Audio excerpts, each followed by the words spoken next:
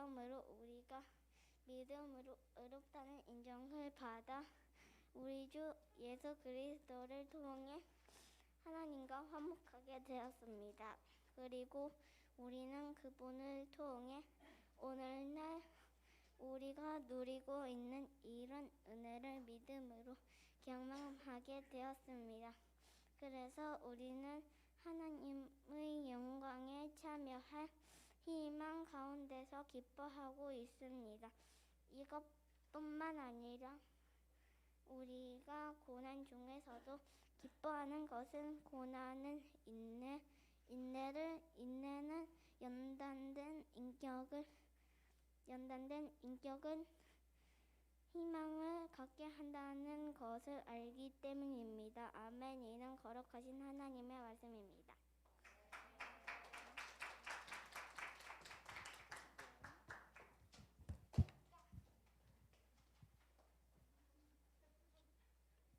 잘했습니다. 네, 박수 한번 더 쳐줄까요? 네. 보니까 시윤이가 하니까 지한이도 하고 싶어가지고, 그치? 빨리 한글을 떼고 보세요. 네. 이제 올해 학교 들어가죠, 시윤이는?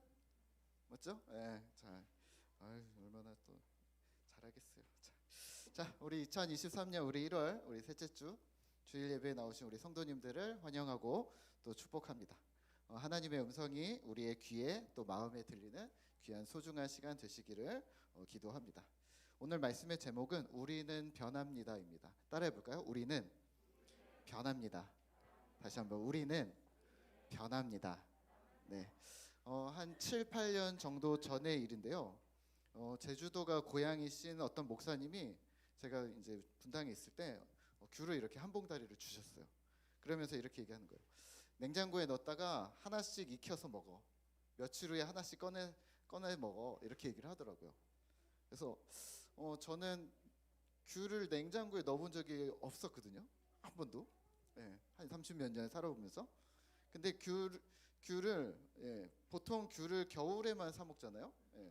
그러니까 이제 또 밖이 추우니까 항상 베란다에다가 베란다 박스로 이렇게 내놓는 게 당연히. 근데 귤을 냉장고에 넣어요. 겨울인데 귤을 냉장고에 넣어요? 하고 물었더니 이렇게 물어보시더라고요. 그럼 귤을 냉장고에 넣지 어디다 넣어? 이렇게 하는 거예요. 그래서 그래요? 그랬더니 목사님이 이상하게 쳐다보시더라고요. 그래도 이게 제주도 출신 목사님이니까 제가 믿고 그러면 냉장고에 넣어봤습니다. 뭐가 다르다는 거야? 근데 귤이 제가 아는 것보다 상당히 오랫동안 보관이 되더라고요. 그리고 진짜 숙성이 되는지 처음 먹었을 때 처음에 넣기 전에 까먹은 거랑 한참 있다가 좀 꺼내서 먹은 거랑 훨씬 더 맛있어진 느낌이 있었습니다. 당연하다고 생각했었던 귤은 이렇게 해야 돼라고 당연하게 생각했었던 삶의 방식이 좀 바뀌게 된 거죠. 그 후로 귤은 무조건 냉장고에 넣습니다. 제가 제주도에도 있었는데요. 제주도에 있을 때 일입니다. 귤을 수확철에는 귤이 여기저기 좀 많아요. 농장이 많으니까.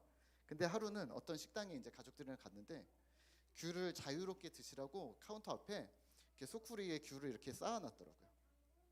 그래서 귤을 좋아하니까 이제 귤을 한 2개 정도 이제 집어서 들어가면서 여기 이 식당에 귤 있네. 그러고서 들고서 들어가서 이제 기다리면서 이제 봤습니다. 기다렸습니다. 음식을.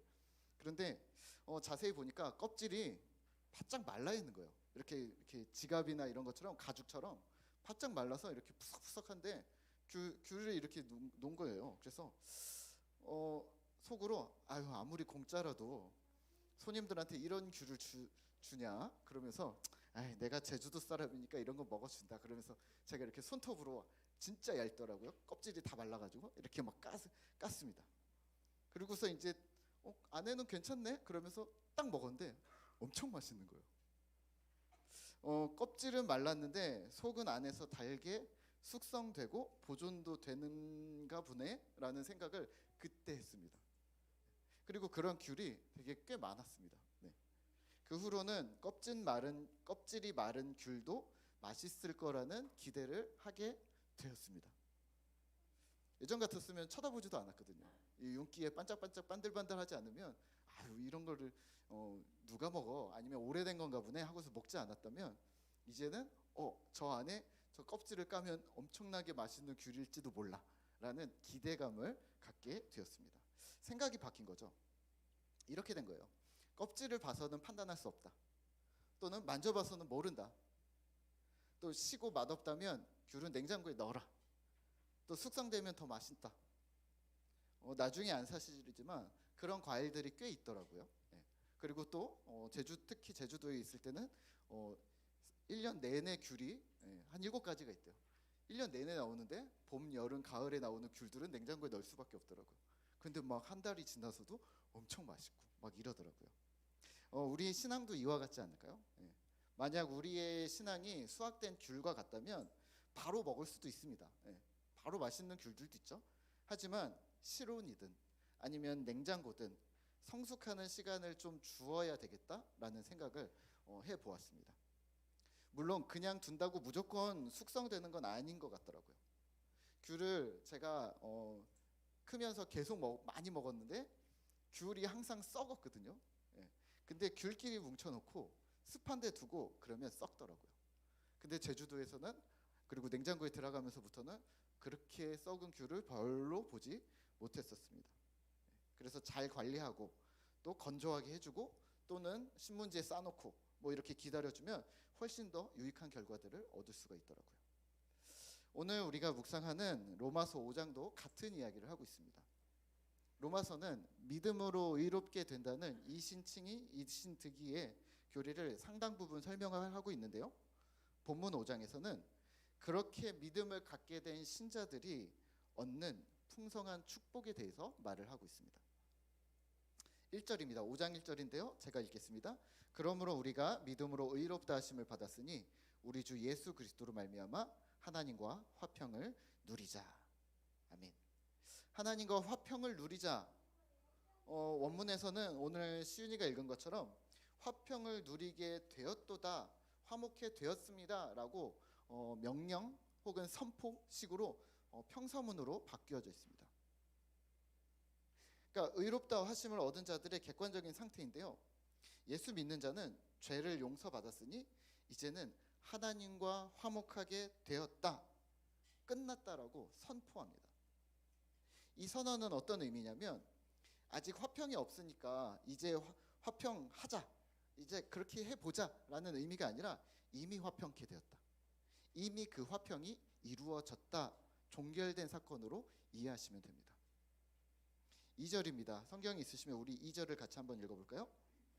또한 그로 말미암아 우리가 믿음으로 서 있는 이 은혜에 들어감을 얻었으며 하나님의 영광을 바라고 즐거워하느니라. 아멘. 이 은혜에 들어간 우리는 하나님의 영광을 바라고 즐거워합니다. 기쁨을 말합니다. 여기까지는 우리에게 너무 익숙하고 평범한 이야기로 들립니다. 자, 근데요, 오늘 본문이 지금 여기가 어떤 상황인지 아세요? 로마 시대였고 핍박의 상황이었습니다. 로마라는 국가는 다신교 사회였습니다. 그래서 신이 몇 개나 있었냐면 30만 개나 있었다고 합니다. 계산이 안 되죠? 그리고 또 로마 황제는 제사를 중요시했답니다. 그래서 우상을 예배하거나 아니면 인간인 자신을 예배하는 국가의식으로 만들어 놓고 그 국가의식에 참여하지 않으면 생명을 내놓으라고 했습니다. 1세기에 우리가 로마 시대를 명확하게 볼 수도 있지만 성경을 통해서 2세기에 우리가 순교자 유스티아누스, 그러니까 우리가 순교자 저스틴이라고 우리가 잘 알고 있는 그의 신문을 통해서 당시 상황을 유추할 수가 있습니다. 이런 문구가들이 있더라고요. 제가 찾아보았습니다. 신문자가 저스틴에게, 유스티아누스에게 이렇게 묻습니다. 너는 그리스도인이냐? 네, 저는 그리스도인입니다. 로마의 신을 믿지 않고 거부하는 그리스도인은 로마법에 따라 반국가 행위를 저지른 것이다. 하지만 기독교를 버리면 무죄로 풀어주겠다. 반대로 거부하면 채찍질을 한 뒤 참수형에 처하도록 규정되어져 있다. 그러니까 종교를 버리라. 이를 거부하면 너를 기다리는 것은 사형뿐이다 라고 말합니다. 저스틴이 이렇게 얘기합니다. 네, 알고 있습니다. 하지만 종교를 버리지 않고 죽으면 반드시 구원이 기다리는 것도 알고 있습니다. 구원을 위해서 목숨을 버리겠다는 거죠. 여기에 이 상황에 이 말씀을 넣어야 합니다. 로마서 10장 9절과 10절인데요. 제가 읽겠습니다. 내가 만일 내 입으로 예수를 주로 시인하며 또 하나님께서 그를 죽은 자 가운데서 살리신 것을 내 마음에 믿으면 구원을 받으리라.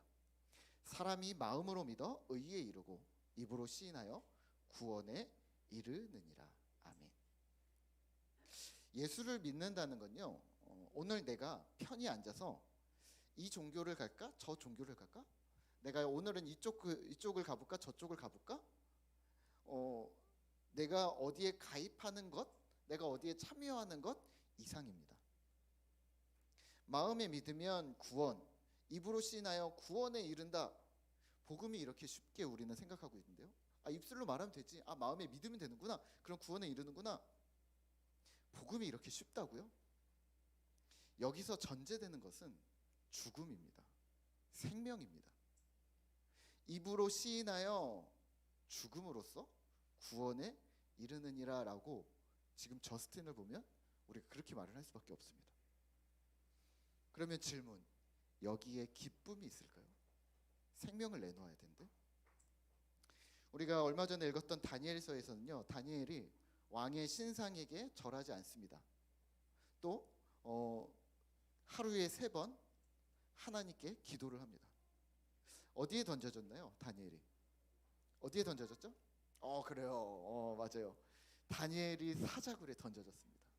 왕의 명령을 따르지 않고 왕에게 기도하지 않고 하나님께 기도했기 때문에 사자굴에 던져집니다.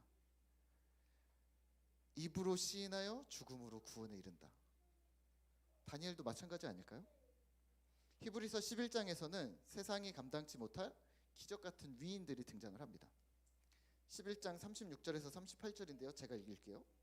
또 어떤 이들은 조롱과 채찍질 뿐 아니라 결박과 옥에 갇히는 시련도 받았으며 돌로 치는 것과 톱으로 켜는 것과 시험과 칼로 죽임을 당하고 양과 염소의 가죽을 입고 유리하여 궁핍과 환난과 학대를 받았으니 이런 사람은 세상이 감당치 못하느니라. 아멘. 마음으로 믿는 것, 입술로 시인하는 것에는 죽음이라는 대가가 따라왔습니다. 그러면 이 말씀은 오늘 우리말로 이렇게 바뀌어져야 합니다. 입으로 시인하여 구원에 이른다가 아니라 오늘은 목숨을 걸어, 생명을 걸어, 일평생을 걸어 구원에 이른다라고 읽으셔야 합니다. 자, 그러면 질문, 여기에 기쁨이 있을까요? 이렇게 어려운데? 이렇게 괴로운데? 이런 처절함, 두렵고 떨리는 일에 기쁨, 즐거움이 존재할 수 있겠느냐 말입니다. 저는 아닌 것 같거든요. 아니, 이게 기쁠 수가 있어? 그런데요, 성경에서는 기쁨이 있답니다. 즐거움이 있다고 오늘 본문에서 말합니다. 5장 3절입니다. 같이 읽어볼까요? 다만 이뿐 아니라 우리가 환난 중에도 즐거워하나니. 현실은 뭐예요? 환난입니다. 핍박입니다. 현실은 괴로움입니다. 실패와 좌절입니다. 찬송가 중에 이런 찬양이 있어요. 괴로운 인생길 가는 몸이, 괴로운 인생길이래요. 평안히 쉴 곳이 아주 없네. 평안히 쉴 곳이 아예 없대요. 걱정과 고생이 어딘들 없으리. 그러니까 그냥 우리가 이 세상을 살아갈 때 괴로움, 쉼이 없음, 걱정, 고생, 오늘 로마서에서는 환난과 핍박까지 이야기를 합니다. 이게 현실이라는 겁니다. 근데 이 뒤에 말씀이 기적입니다. 우리가 3절과 4절을 같이 한번 읽어볼까요? 같이 읽겠습니다. 다만 이뿐 아니라 우리가 환난 중에도 즐거워하나니 이는 환난은 인내를, 인내는 연단은 소망을 이루는 줄 알미로다. 아멘. 따라해 봅시다. 환난은 인내를, 인내는 연단은 소망을 이룬다. 네, 환난은 인내를, 인내는 연단을 소망을. 그러니까 인내, 연단, 소망, 이게 어디서 생긴다는 말일까요? 현실이에요? 우리 환경에요. 이 세 가지 모두 우리 안에서 일어난다는 말입니다. 신자된 우리 안에 이게 주어진다는 말입니다. 인내, 연단, 소망. 현대인의 성경에서는 오늘 이렇게 표현을 합니다.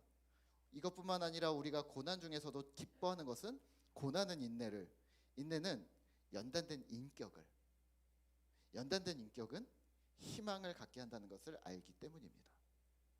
다시 말하면 인내, 연단, 소망을 인내, 연단된 인격, 희망을 우리 안에 갖게 된다는 겁니다. 인내는 뭔가요? 참는 겁니다. 견디는 겁니다. 버티는 겁니다. 무엇으로부터요? 괴롭고 힘든 현실. 그리스도인 역시 피할 수 없는 가난과 궁핍과 슬픔과 핍박과 압제로부터 견딘다는 말입니다. 예수 믿는다고 이게 없어지는 것이 아닌 거죠. 교회 안에 들어와 있는 많은 사람들이 착각합니다. 예수 믿으면, 교회 다니면 모든 게 잘 될 거야. 하나님이 도와주신대. 돈도 많이 벌고 건강해지고 성격도 좋아지고 키도 크고 잘생겨질 거야. 이게 가능할까요? 예수 안에서 우리가 누리는 복은 하나님입니다. 예수입니다. 이런 거예요. 엄마 아빠가 없는 우리에게 좋은 부모님이 생기는 겁니다. 친구가 없는 나에게 좋은 친구가 생기는 겁니다. 의지할 가족이, 친구가 생겼다는 말입니다. 그래서 복이 하나님입니다. 그런 인내는 그런 예수님과 함께 고난을 견딘다는 말입니다. 혼자가 아닌 그 엄청난 예수님과 함께 현실을 버텨내게 된다는 겁니다. 그러니까 그 인내가 그냥 내 혼자 안에서 나 혼자 막 참아내는 것, 그런 걸 얘기하는 게 아니라 주님과 함께 이 상황들을 즐겁게 버텨낸다는 말입니다. 저는 지방에 차를 오래 타고 지방에 가는 걸 되게 싫어하는데요. 혼자 가는 건 더 싫어합니다. 근데 사람들이랑 같이 가면 그나마 같이 갈만 합니다. 왜 그럴까요? 웃고 떠들고 이야기하다 보면 그 인내와 인고의 시간이 어느새 도착해져 있는 겁니다. 요즘에는 집이 가까워져 가지고 차를 타고 집에 10분이면 가는 상황이 됐는데 아이들이 항상 거의 자주 하는 얘기들이 이겁니다. 벌써 도착했어? 이제 놀기 시작했는데 차 안에서 벌써 도착했어? 아니야, 지금 한참 왔어. 벌써 도착했는데 올라가서 놀아. 뭘까요? 혼자였으면 언제 도착하냐고 물어봤겠죠. 저도 멀리 혼자서 지방을 내려간다면 언제 도착하나 시간을 계산하고 있었겠죠. 그런데 누군가와 함께함이, 이걸 오늘은 예수 그리스도를 이야기를 하고 있는 겁니다. 연단된 인격은 뭘까요? 연단, 이거는 뭘까요? 그럼 난 단단해져, 뭐 이런 이야기일까요? 네, 비슷한데 좀 다릅니다. 성품을 말합니다. 신자의 됨됨이입니다. 내가 무엇을 할 것인가, 무엇을 행동하는가, 그게 아니라 내가 어떤 존재가 되는가, 비를 이야기를 합니다. 교회에 나가는 사람, 나는 이렇게 두잉하고 있어 라는 말이 아니라 나는 하나님과 뗄 수 없는 존재가 되었어, 이런 이야기를 하고 있는 겁니다. 연단된 인격, 품성, 그리스도와 현실을 통과하면서 주님을 닮은 존재가 된다는 말입니다.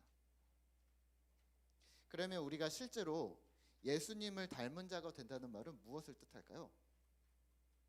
교회 안 빠지는 사람을 말하는 걸까요? 큐티를 열심히 하는 사람? 성경을 열심히 읽는 사람? 이런 걸 얘기하는 걸까요? 기도를 잘하거나 봉사를 열심히 하는 사람을 예수님 닮았네, 이렇게 얘기하는 걸까요? 교회라는 테두리 안에서 열심을 내는 사람을 우리는 예수님 닮았다고 말할 수 있겠습니까? 교회 안에서 하는 활동은 교회 생활입니다. 교회 생활을 잘하는 게 예수님 닮았다고 우리는 이야기하지 않습니다. 실제 예수님은 성전에만 계시지 않았습니다. 예수님은 산으로, 들로, 또 낮고 천한 사람들, 도저히 하나님을 만날 수 없는 자들에게, 희망과 소망이 없는 자들에게 직접 가셨습니다. 예수님의 활동 무대는 삶의 현장이었습니다. 예수님을 닮는다는 말은 예수님처럼 생각하고 말할 뿐만 아니라 그렇게 행동한다는 말입니다. 참된 그리스도의 제자는 삶의 현장에서 예수님을 닮아가는 사람들인 거죠. 자, 오늘 그렇다면 로마서와 초대교회 당시에는 환난과 핍박, 죽음의 위협 이런 것들이 연단이 되어져서 어떤 훈련이 되어져서 예수님을 닮아갔습니다. 그러면 오늘 우리는요? 우리도 핍박과 환난, 위협으로 우리도 성장할까요?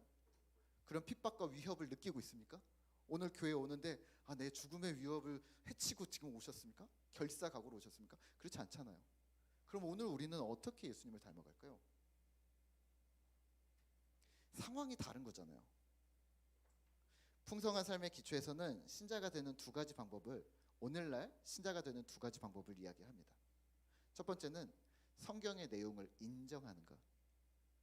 이 성경의 내용이 실제 있었던 사실인가? 그래서 예수가 구주임을 이성적으로 인정하는가? 인정하겠습니까? 네, 오케이. 그러면 두 번째 질문은 이겁니다. 인정하는 것, 그것 때문에, 예수 때문에 나는 삶의 방향을 바꾸었는가? 내가 주인이던 삶을 하나님 중심의 삶으로 바꾸었는가? 돈을 벌고 좋은 집을 얻고 좋은 차, 멋있는 옷, 마음의 안정, 사회적인 명성, 또 높은 지위를 향해서 나와 내 가족을 위해서 우리가 살았다면 이젠 그것들을 하나님이 주시는 목적으로 살기를 각오하겠는가? 그래서 사랑하고 나누고 환대하고 정의를 실현하는 것, 그래서 깨어진 세상을 회복하는 하나님의 계획에 발맞추어서 내 삶의 방향을 바꾸었는가? 이 두 가지입니다. 성경 인정하는가? 우리의 삶의 목적을 바꾸었는가? 이것은 오늘 우리가 해야 할 평안한 시대를 살아가는 신자의 연단된 인격, 주를 닮은 신자의 삶이 됩니다. 이게 소망인 거죠. 어떻게 사람이 그렇게 될 수가 있을까요? 어떻게 이게 가능할까요? 사람이 변해? 세상이 회복이 돼? 어떻게 그게 가능해? 라고 우린 질문합니다. 불가능한 그걸 소망하는 겁니다. 왜요? 내가 아니라 하나님이 하시니까요. 지난주에 우리가 수요 독서 모임에서 사람이 바뀌는가에 대한 주제가 나왔습니다. 그래서 제가 그랬어요. 조금씩 사람이 바뀌고 발전하는 것 같은데 한 번씩 저 사람 밑바닥에 있는 게 한 번씩 확 올라올 때마다 그때마다 실망이 큽니다. 근데 그 깊은 본성까지 다 바뀔 수 없을까라는 게 고민이라고 말씀을 드렸습니다. 그래서 우리가 이러고 있는 거잖아요. 열심히 말씀 보고 회개하고 참회기도 매주 하고 다시 결단하고 그렇지 않겠습니다. 이 끝이 없어 보이는 도전을 하는 이유는 우리에게 소망이 있기 때문입니다. 나는 불가하지만, 사람은 불가능하지만 하나님은 하실 수 있다는 것을 믿고 내가 바뀌기 위해서 말씀을 보고 기도를 하고 예배를 드리고 신앙생활을 하고 하나님을 생각하고 그러면서 소망하며 우리가 바꿔나가고 있는 것입니다. 말씀을 맺겠습니다. 신자에게는 변화가 있습니다. 무엇이 변하는 걸까요? 어떤 사람이 사업이 어려워지면 기도합니다. 하나님 이 사업을 도와주십시오. 어떤 사람이 건강을 위해서 또 기도하는 사람도 있습니다. 하나님 이 병을 고쳐주십시오. 학생 때는 시험을 볼 때마다 기도했습니다. 하나님 열심히 공부한 만큼 실력을 발휘할 수 있게 도와주십시오. 혹은 조금 더 성적이 더 잘 나올 수 있게 도와주십시오. 심지어는 이사할 때도 우리 가족이 살 최적의 장소를 찾게 주님 도와주십시오라고 기도합니다. 그리고 어떻게 하나요? 가만히 있나요? 아니죠. 열심히 일합니다. 열심히 공부합니다. 열심히 집을 찾습니다. 그 후에 이렇게 고백합니다. 하나님이 도와주셨어. 하나님이 응답하셨어. 우리가 한 건가요? 하나님이 한 건가요? 우리가 한 것처럼 보이지 않나요? 보세요. 일상을 살아가는 신자의 현실은 다른 이들의 일상과 다르지가 않습니다. 그런데 왜 이렇게 구석구석에 하나님이 도와주셨어? 하나님이 응답하셨어? 라고 우리는 말하는 걸까요? 어쩌면 현실은 바뀌는 것 같지 않습니다. 마치 우리가 한 것처럼 또 보입니다. 우리의 노력의 결과처럼 보입니다. 하지만 이 똑같은 현실, 변하지 않는 현실에서 대신 우리가 먼저 변합니다. 정확하게는 하나님이 일하심을 우리는 먼저 보고 소망하면서 우리가 그에 대해 반응하는 것이죠. 예수 믿으면 착해지나요? 예수 믿으면 정직해지나요? 예수 믿으면 공정해지고 정의를 말하고 친절하게 되나요? 네, 그럴 수 있습니다. 하지만 조금 더 숙성을 해야 할 수도 있습니다. 왜 이게 가능해질까요? 당신과 나 사이에 하나님의 계심을 나는 알기 때문입니다. 사업을 할 때 그곳에 하나님이 계십니다. 일터에 갔을 때 그곳에도 하나님이 계십니다. 건강을 돌볼 때 나 혼자 아니고 하나님이 함께 계시는구나. 공부를 할 때도 이사를 할 때도 어느 누구를 만나고 무엇을 할 때도 모든 곳에 하나님이 함께 하십니다. 그게 신자의 복입니다. 그래서 우리는 바뀌어지는 겁니다. 우리가 모든 일상에서 하나님께 반응했기 때문에 어떤 때는 착해 보이기도 하고 어떤 때는 정직해 보이기도 하고 어떤 때는 정의로워 보일 수 있습니다. 하지만 결론은 신자라서 그런 겁니다. 신앙은 열매로 알 수 있다고 합니다. 우리 삶에서 나오는 열매는요, 많이 맺고 풍성히 맺는 것도 필요하겠지만 제대로 성숙한 열매를 맺는 것도 매우 중요하지 않을까요? 냉장고에 넣어놓고 과일이 숙성되기를 기다려주는 것처럼, 혹은 꺼내놓고 실온에서 건조하면서 이 숙성되기를 기다려주는 것처럼, 그래서 더 좋은 맛, 더 좋은 결과를 얻게 되는 것을 우리가 소망하면서 기다려주시죠. 결국 그 열매를 우리는 꺼내어 사용하긴 할 겁니다. 그렇게 하루하루 주님 닮아가기를 힘쓰면서, 그래서 조금씩 더 성숙하고 성장해 나가면서 주님의 좋은 열매로 맺혀져가는 신실한 꿈터 공동체 되시기를 소망하겠습니다. 우리 함께 이 시간에는 우리 전능하신 나의 주 하나님은 우리 함께 찬양하고 기도하겠습니다.